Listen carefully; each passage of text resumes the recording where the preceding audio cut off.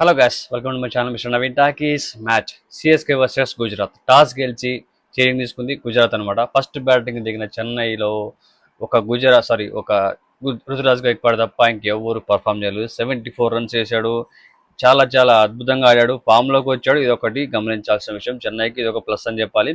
కాకపోతే మెయిన్గా ఇక్కడ తలా లేకపోయిన లోటు మాత్రం చాలా చాలా క్లియర్గా కనిపిస్తుంది. చెన్నై వాళ్ళు ఆడే విధానాల్లో చాలా బ్యాటింగ్ అయితే కంప్లీట్గా ఫెయిల్ అవుతున్నారు ప్రతిసారి కూడా. ఏదో అప్పుడప్పుడు బై మిస్టేక్, అంటే some times Sanju Samson score ఎక్కువ యాడ్ చేసినప్పుడు, ఓపెనింగ్ గట్టిగా వచ్చినప్పుడు అప్పుడు మాత్రమే విన్ అవ్వగలుగుతున్నారు. లేకపోతే చెన్నైకి అది సాధ్యపడట్లేదు.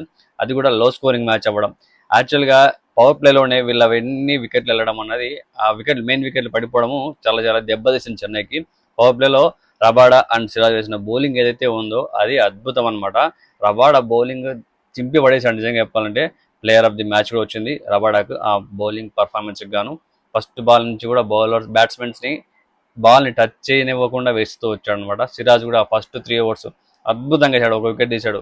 పవర్ ప్లేలోనే రబాడ్ 2 వికెట్లు తీశాడు. ఇలా వాళ్ళ పర్ఫార్మెన్స్లు బౌలింగ్లోనే ఆధిపత్యం వచ్చేసింది కాబట్టి స్టార్టింగ్లోనే. తర్వాత వాళ్ళ బ్యాటర్లు గట్టిగా షాట్స్ ఆడడానికి కూడా వెళ్ళడానికి కూడా అవకాశం లేకుండా కట్టడి చేయగలిగారు. అందుకే స్కోర్ కూడా 155 వరకు వచ్చింది. రుతురాజ్ గైక్వాడ్ సిచ్యువేషన్స్కి తగినట్టు ఆ బ్యాటింగ్ అనేది మెల్లమెల్లగా చేసుకుంటూ 37 బాల్స్లో 20 రన్స్ ఫస్ట్ చేశాడు అనమాట. తర్వాత కొంచెం almost match ending overs, death ఓవర్స్లో ఉన్నప్పుడు అప్పుడు స్టార్ట్ చేశాడు కొట్టడం. అది కూడా 74 రన్స్కి వెళ్ళాడు. ఇక్కడ ఆలోచించాల్సిన విషయం ఏంటంటే పిచ్కి తగినట్టు, సిచ్యువేషన్ తగినట్టు రుతురాజ్ గైక్వాడ్ తన ఇన్నింగ్స్ని బిల్డ్ చేసుకుంటూ వచ్చి లాస్ట్లో కొట్టడం మంచి విషయం. అది కూడా మళ్ళీ ఇక్కడ ఫామ్లోకి రావడం కూడా ఒక మంచి విషయం అని చెప్పాలి. చెన్నై సూపర్ కింగ్స్కి ఇది ప్లస్ అని చెప్పాలి. కానీ ఇక్కడ తల లేకపోయిన లోటు మాత్రం క్లియర్గా కనబడుతూ ఉంది. సంజు శాంసన్ పర్ఫామ్ చేయలేదు. 11 రన్సే కొట్టాడు ఈ మ్యాచ్లో. ఇంకొక రికార్డ్ ఏంటంటే ఈ మ్యాచ్లో సంజు శాంసన్ ఐపీఎల్లో 5000 రన్స్ కంప్లీట్ చేసుకున్నాడు ఈ మ్యాచ్ తర్వాత అనమాట. సో ఇక్కడ కంప్లీట్గా చూసుకుంటే చెన్నై వాళ్ళు బ్యాటింగ్లో చాలా స్ట్రగుల్ అయ్యారు. చాలా అంటే చాలా.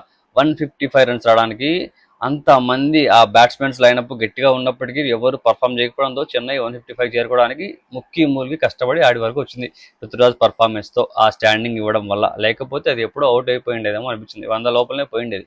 అండ్ సో శివం దూబే ఒక 22 రన్స్ యాడ్ చేశాడు. అలాగే లాస్ట్లో ఓవర్టర్న్ కూడా వచ్చాడు. ఓవర్టర్న్ ఒక 18 రన్స్ కొట్టాడు. ఒక అట్లీస్ట్ 150 వరకు వెళ్ళారు. సో దీన్ని డిఫెండ్ చేసుకోగల క్యాపబిలిటీ చెన్నైకి ఉంది. బౌలింగ్ లైనప్ కూడా బాగానే ఉంది. కానీ ఇక్కడ పర్ఫార్మెన్స్ బేస్డ్ అనమాట. కరెక్ట్గా యాక్చువల్గా ఇప్పుడు జీటీ వాళ్ళు బౌలింగ్ బాగా చేసి కట్టడి చేయగలిగారు. చెన్నైకి దగ్గర బౌలింగ్ ఉన్నప్పటికీ కట్టడి చేయలేకపోయారు. అంటే జీటీ వాళ్ళ బ్యాటింగ్ లైనప్లో టాప్ 3 బ్యాటర్స్ ఖచ్చితంగా ప్రతి మ్యాచ్ కూడా చాలా క్యాలిక్యులేటెడ్గా పర్ఫామ్ చేస్తున్నారు. మ్యాచ్ను బట్టి, అవతల ఉన్న స్కోర్ టార్గెట్ను బట్టి ఎలా ముందుకెళ్లాలనేది ప్లాన్ చేసుకుని మరి ఆడుతున్నారు. Sai Sudarshan gem of the game అని చెప్పాలి ఈ మ్యాచ్లో. అంత బాగా పర్ఫామ్ చేశాడు.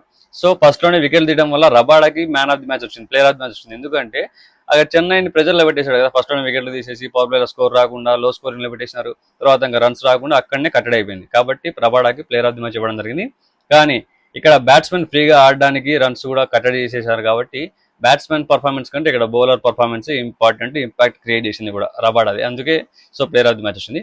సో సాయి సుదర్శన్ మాత్రం 87 రన్స్ కొట్టాడు. సమ్ మామూలు ఆట కాదు, మామూలు కాలేదు. నాకైతే అనిపించింది.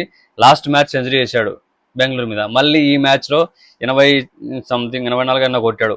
సో ఈ విధంగా కంటిన్యూస్గా కన్సిస్టెంట్గా పర్ఫామ్ చేస్తూ ఉంటే గుజరాత్కి ఇంకేం కావాలి. ఇంకా మిగతా బ్యాట్స్మెన్స్ కూడా పని లేకుండా వీళ్ళు ముగ్గురే ఆడుతున్నారు.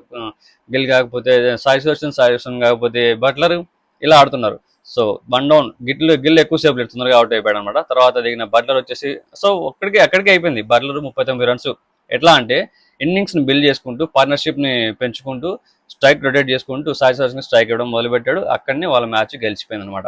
ఎందుకు అంటే ఒక మ్యాచ్కి స్కోర్ 155 రన్స్ చేయాల్సినప్పుడు వాళ్ళు ఎక్కువ హిట్టింగ్స్కి వెళ్ళాల్సిన అవసరం లేదు. మెల్లమెల్లగా దాన్ని కొట్టుకుంటా స్ట్రైక్ రేట్ మెయింటైన్ చేసుకుంటా అవసరమైనప్పుడు మాత్రం హిట్ చేసుకుంటూ వెళ్తున్నారు. కాబట్టి వాళ్ళు ఈజీగా మ్యాచ్ని విన్ అవ్వగలిగారు. తక్కువ బాల్స్ ఉన్నాయి. ఆల్మోస్ట్ 16 ఓవర్స్లో కంప్లీట్ 16 ఓవర్స్ లోపలనే అయిపోయింది మ్యాచ్. ఇంకేముంది, అక్కడే సెట్ అయిపోయింది. గుజరాత్ వాళ్ళు మాత్రం కన్సిస్టెంట్గా బాగానే పర్ఫామ్ చేస్తున్నారు. వాళ్ళ బ్యాటింగ్ అయినా పెద్దగా లేనప్పటికీ కూడా, కింద లోయర్ ఆర్డర్ మిడిల్ ఆర్డర్ సరిగ్గా లేకపోయినప్పటికీ కూడా వీళ్ళు ముగ్గురే నెట్టుకొస్తున్నారంటే ఎంత క్యాపబిలిటీ ఉండాలి, ఎంత సత్తా ఉండాలి ఈ ప్లేయర్స్లో. సాయి సుదర్శన్ కనపడ్డు కానీ బీవొచ్చు ఆయన బ్యాట్స్మెన్ అబ్బా కన్సిస్టెంట్కి మారిపోయాడు జీటీకి. అంత బాగా ఆడుతున్నాడు. అండ్ ఆరెంజ్ క్యాప్ రేస్లో కూడా ఇప్పుడు ప్రజెంట్ ఉన్నాడు. 322 రన్స్ వేసాడు టోటల్గా. ఇప్పటికి ఉన్నట్టుండి ఇట్లా 2 మ్యాచ్లు పెద్ద ఇన్నింగ్స్ ఆడేసరికి టాప్ 10లోకి వచ్చేసాడు అనమాట. అంటే జీటీ నుంచి 2 ఉన్నారు సాయి సుదర్శన్ అండ్ శుభ్మాన్ గిల్ ఆల్రెడీ 330 రన్స్తో ఉన్నాడు. సాయి సుదర్శన్ 322 రన్స్తో ఉన్నారు. సో వీళ్ళిద్దరు కూడా కాంపిటీషన్ నడుస్తుంది వీళ్ళిద్దరి మధ్యలో కూడా ఆరెంజ్ క్యాప్ కోసం. ఆరెంజ్ క్యాప్ రేస్ మాత్రం ఈసారి చాలా గట్టిగా ఉందన్నమాట. ఎవరు కొడతారో తెలియట్లేదు. సో ఇక్కడ చూసుకున్నట్లయితే చెన్నై బౌలింగ్ అటాక్ స్ట్రాంగ్ ఉంది. అఖిల్ హుసేన్ కావచ్చు, నూర్ అహ్మద్ కావచ్చు, వీళ్ళిద్దరు స్పిన్ చాలా బాగా వర్కౌట్ అని చెప్పాలి. చెన్నైకి లాస్ట్ మ్యాచ్ వీళ్ళే పిల్లర్స్ అని చెప్పాలి. అంత బాగా బౌలింగ్ వేసి మ్యాచ్ గెలిచారు. కానీ ఈ మ్యాచ్ లో వీళ్ళిద్దరికి చెరో ఒక వికెట్ మాత్రమే పడ్డది. కానీ మిగతా వాళ్ళని మాత్రం కట్టడి చేయలేకపోయారు. మిగతా వాళ్ళందరూ గట్టిగా దెబ్బడిపోయింది అనమాట. మిగతా బౌలర్స్ అందరూ కూడా కనీసం మినిమం స్టాండర్డ్స్ అయితే చూపించలేకపోయారు. అందరినీ కొట్టేసి ఆల్మోస్ట్ తొందరగానే మ్యాచ్ అయితే క్లోజ్ చేశారు జీటీ వాళ్ళు. సాయి సుదర్శన్ ఉన్న ఫామ్ కి బౌలింగ్ అటాక్ కి సంబంధం లేకుండా మినిమల్ షాట్స్ ఆడుకుంటూ నీట్ గా క్లియర్ గా మ్యాచ్ ని విన్ వరకు తీసుకెళ్లిపోయాడు. అది గుజరాత్ యొక్క క్లినికల్ పర్ఫార్మెన్స్ అని చెప్పాలి. బౌలింగ్ లో బ్యాటింగ్ లో రెండిట్లో వాళ్ళదే పై చేయి. అందుకే ఇవాళ మ్యాచ్ గెలిచేసి టాప్ 4లోకి వచ్చేసారు జీటీ వాళ్ళు. అద్భుత అని చెప్పాలి. ఉన్నట్టుండి పైకి వచ్చారు కింద నుంచి. సో ఎల్ఎస్జీ వాళ్ళు చిన్నగా కిందకి వెళ్ళిపోయారు, వీళ్ళు తప్పని పైకి వచ్చేస్తారు అనమాట. ఈ మ్యాచ్ యొక్క విశేషాలు. మీరు కనుక నా ఛానల్ సబ్స్క్రైబ్ చేసుకోకపోతే సబ్స్క్రైబ్ చేసుకోండి. వీడియోస్ లైక్ చేయండి, షేర్ చేయండి, అలాగే కమెంట్ చేయండి. Love you all. అలాగే పక్కన